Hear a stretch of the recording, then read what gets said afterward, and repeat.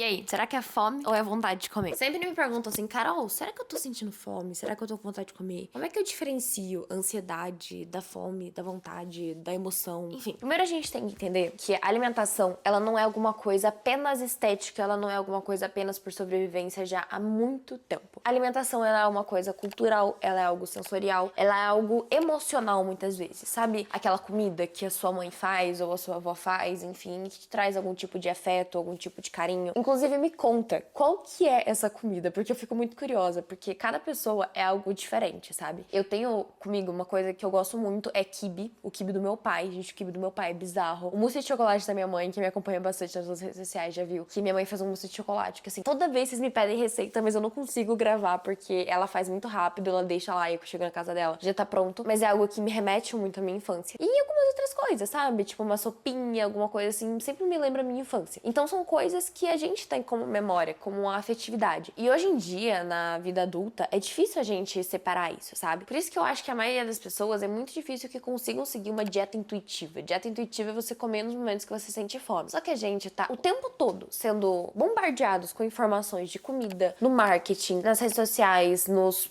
panfletos, folders, o tempo todo. Muitas vezes a fome é confundida com a emoção. Então é muito difícil uma pessoa de fato conseguir seguir uma dieta intuitiva. Eu mesma, que sou quase nutri, que faço a dieta há anos, eu sei que hoje eu consigo ter uma base do que eu estou comendo, assim, mas se eu tenho um objetivo, que é emagrecimento, que é ganho de massa muscular, enfim, em que eu preciso ficar num déficit, ou que eu preciso ficar num superávit calórico, que eu preciso mexer em caloria, eu não vou conseguir fazer isso por seguir a minha fome. Mas se você é uma pessoa que consegue seguir isso, parabéns, isso é perfeito. Vamos começar aí diferenciando a fome real da fome emocional. A fome real é aquela fome que dá dor no estômago, sabe? Que começa com uma dorzinha, uma coisa vai subindo, vai crescendo. Às vezes você não sente a dor no estômago, mas tem outros sintomas físicos também, como dor de cabeça, cansaço, fraqueza. São sinais de hipoglicemia. Então significa que sim, você tá com fome, que sim, é hora de você comer. E quando você pensa em comer, você não pensa em comer alguma coisa específica, tipo, eu tô com muita fome, queria tanto um sorvete, eu tô com fome, queria tanto isso. Não, você só pensa em comer. Você quer comida, e não importa o que seja. Arroz, feijão, pão com queijo,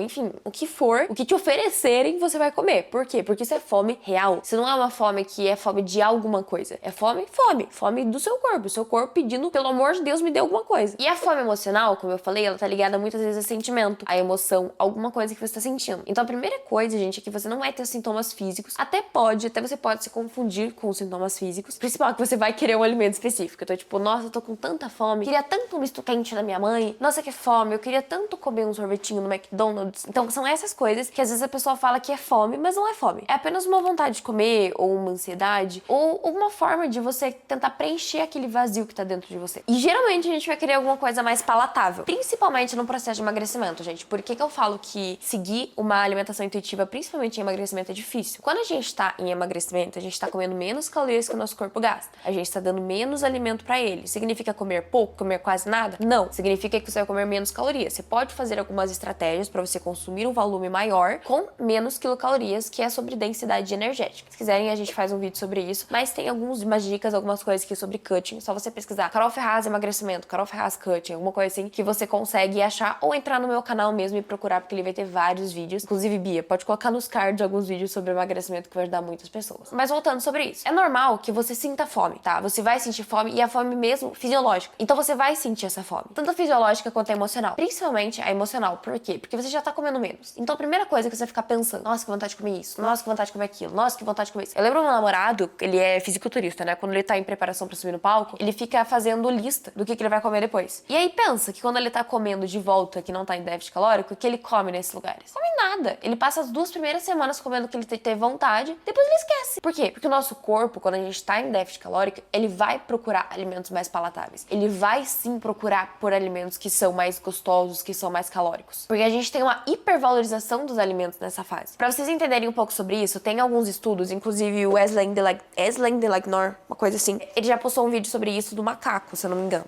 Mas que tem aquele reservatório de dopamina, algo assim. Mas tem outro estudo sobre isso também, que é de cachorro. Que é tipo assim, tem o cachorro e tem a comida. Então, o cachorro tá lá e dá a comida pra ele come, salivou, tal, dopamina, liberou dopamina. Beleza. Quando o cachorro vê esse alimento de volta, ele saliva. Então, o cérebro começa a liberar dopamina. Aí, pegaram e acenderam uma luz na frente do cachorro. O cachorro nem ligou, porque que tem a ver a luz? Só que depois que acenderam a luz, deram a comida pra ele. E fizeram isso de novo. Luz, comida, luz, comida, luz, comida. Até que um dia, a luz acendeu e o cérebro dele começou a liberar dopamina só de ver aquela luz. Não foi necessariamente porque ele viu a comida, mas porque o cérebro dele começou a entender que a partir da luz vinha a comida. E pensando em nós, seres humanos, isso pode acontecer muito, por exemplo, em vários momentos. Mulher, quando tá de TPM. Nossa, entrei de TPM, preciso de doce, preciso comer isso, preciso comer aquilo. Não significa necessariamente que na TPM existe um aumento da vontade de doce. Mas é algo tão enraizado na gente que a gente precisa comer o docinho, precisa comer o alimento. Outro ponto também, Páscoa.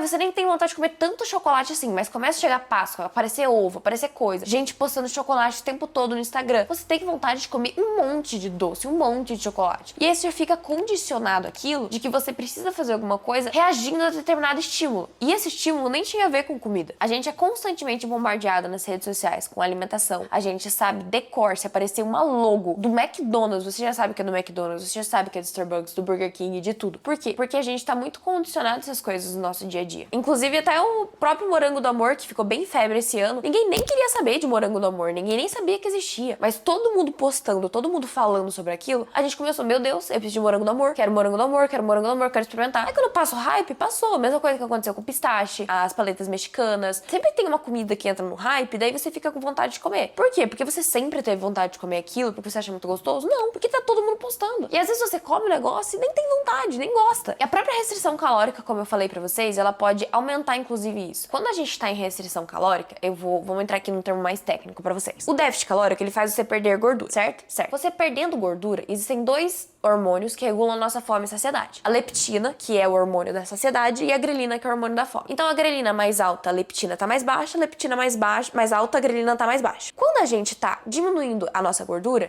o tecido adiposo, ele libera leptina. Então, automaticamente, a gente tem menos leptina. E automaticamente, a gente tem mais grelina. Ou seja, a gente tem mais o hormônio da fome. A gente tende a sentir mais fome. Outro ponto importante é que a grelina também tem uma relação muito grande com a liberação de dopamina. E dopamina é um hormônio ligado à motivação. Não é essa motivação assim, tipo, vamos treinar, não. É a motivação em busca do alimento. Por quê? Porque quando a gente tava lá, seres pré-históricos e tal, a gente começava a sentir fome, a gente tinha esse aumento da grelina, a gente precisava ir em busca do alimento. Só que o que a gente faz? A gente tá aqui sentado em casa e a gente tem uma liberação de dopamina e precisa ir em busca do alimento. Qual é o alimento que a gente vai em busca? O que tem em casa, o mais fácil, o chocolate, a barra de chocolate, o panetone, enfim, abrir o iFood pra pedir comida. Então isso que a gente vai fazer nesses dias atuais. Não que a gente vai sair caçar, que é o motivo de por que tem tudo isso, provavelmente, né, no nosso cérebro. Carol, significa que restrição gera compulsão? Não. Compulsão alimentar é um transtorno alimentar muito mais complexo do que só isso. Isso é vontade de comer. Isso pode ocasionar um exagero. Então você pode ali, eu digo ali porque minha cozinha fica ali. E eu posso exagerar um monte na comida. Significa que eu tive uma compulsão alimentar? Não. Significa que eu tive um episódio de exagero. Agora, compulsão é algo muito mais complexo, é um transtorno alimentar, onde a pessoa come tudo. Ela pode até revirar lixo pra comer. E se você não faz isso, se você só exagera num bombom, relaxa, você não tem compulsão. Você tem um exagero, pode ir diminuindo por algumas diquinhas. Primeiro, sabe aquele alimento que você não consegue se controlar? Não tenha em casa.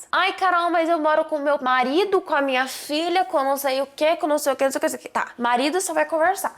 Mulher você vai conversar. Você vai falar assim, ó, o que você acha da gente conversar sobre isso aqui, da gente não comprar mais, não. Se a pessoa não te apoiar, ok. Aí você vai ter que ser adultinho, entender que aquele negócio tá ali, mas não é pra você comer. Segundo, se for filho, se for criança, a gente tem que entender também que criança não compra nada. Criança não se manda. Então você que vai no mercado, você que compra. Se a criança aprendeu a comer aquilo, ela não aprendeu sozinha. É uma forma até de você instaurar essa alimentação mais saudável na criança, é parar de comprar. Mas vai fazer birra, vai chorar, vai... I'm sorry. Criança é criança. Criança a gente educa. Agora o adulto a gente conversa. E tem que educar também às vezes. Às vezes tem que educar. Por quê? Porque quando você tá nesse momento de ansiedade, estresse, que você quer consumir, quanto mais você dificultar o seu acesso ao alimento, vai ser melhor. Então não tendo em casa já vai ajudar. Se você, por exemplo, pegar e botar na geladeira super alto, no armário super alto, também vai ser mais difícil. Por quê? Porque você vai ter que puxar o banco, pegar, tal. Não que você não vá fazer isso. Porque às vezes quando você tá à vontade, você até sai de casa pra comer. Mas quanto mais você conseguir dificultar o seu acesso a ele, melhor. Outro ponto importante. Desinstala esses aplicativos de comida, mulher, pelo amor de Deus. Eu só baixo o iFood no meu celular quando eu vou pedir. Por quê? Porque senão ele vai ficar mandando, chega ali meio-dia. Daqui a pouco ele manda um oiê, iFood. Aí 6 horas, 7 horas que você chega do trabalho, iFood. Aí você pensa, nossa, tô cansada,